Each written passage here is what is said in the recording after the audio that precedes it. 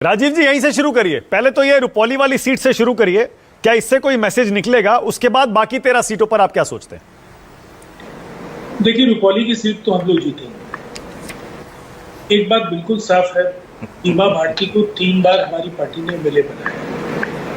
रुपौली की जनता ने पूरी तरह से खारिज किया बीमा भारती तो चुनाव में तीसरे नंबर पर।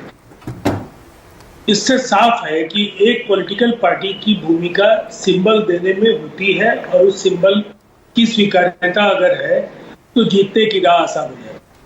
बिहार के नतीजों ने यह साबित किया कि आज भी नीतीश कुमार जी ने जो काम किया है बिहार में, गांव-गांव में हमारे प्रतिबद्ध मतदाता हैं और वो कोई ऐसा संदेश नहीं देना चाहेंगे जिससे ऐसा लगे कि जो कुछ दिन पहले एक अभूतपूर्व जीत बिहार में एनडीए को मिली है उसमें किसी तरीके का कोई हम कहें कि विरोधाभासी कोई संकेत निकले। इसलिए बिहार को लेकर के हम आश्वस्त हैं और वहाँ शक्ति जी के भी ग्राउंड रिपोर्ट है, हम लोगों के भी अपने ग्राउंड रिपोर्ट है।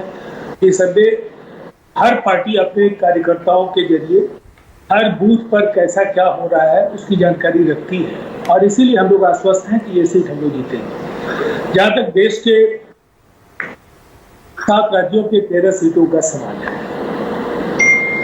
तो इस बात को नकारा नहीं जा सकता है कि हमारी जो 4 सीटें हैं उसमें 3 बंगाल में और 1 बिहार में, तो सत्ता का जो दमन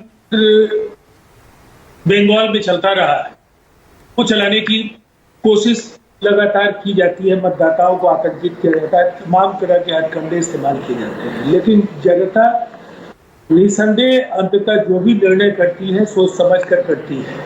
और जो भी तटस्थ मतदाता इन चुनावों में थे इनको लगातार एक अभियान के जरिए ये समझाने की कोशिश की जा रही थी कि तीसरी बार की बात नहीं होगी।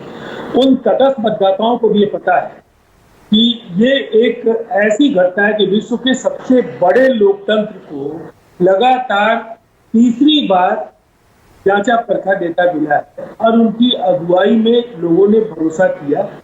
गठबंधन के अंदर कोई विरोधाभास नहीं है, सब कुछ जहां भी है वो इसके उलट इंडिया की जो स्थिति है कि आप कांग्रेस अलग अलग लड़ेंगे, लेफ्ट कांग्रेस अलग अलग लड़ेंगे, लेफ्ट और टीएमसी एक दूसरे के खिलाफ लड़ेंगे, टीएमसी और कांग्रेस एक दूसरे के खिलाफ लड़ेंगे, फिर भी इंडिया है। तो मैं समझता हूं इससे मतदाताओं के अंदर जो संशय है इंडिया को लेकर के उस पर भी जनता अपना फैसला सुनाएगी और मैं आश्वस्त जो सीटें हमारी हैं। ओके राजीव जी, थोड़ा केंद्र पर भी कह दीजिएगा। लोग फिर से सवाल उठा रहे हैं लगातार हर दिन कि सरकार नहीं चलेगी, जेडीयू समर्थन वापस ले लेगी, नायडू जी समर्थन वापस ले लेंगे। आज चुनाव का दिन है, थोड़ा सा रीअश्योर कर दीजिए, भरोसा दिला दीजिए फिर से कि 5 साल चलेगी सरकार। देखिए, मैं तो पार्टी को रिप्रेजेंट कर रहा हूं, मैं तो बोलूंगा ही, लेकिन नेशनल एग्जीक्यूटिव अभी तुरंत हमारा हुआ है और हमारे पॉलिटिकल रिजोल्यूशन से बिल्कुल साफ है।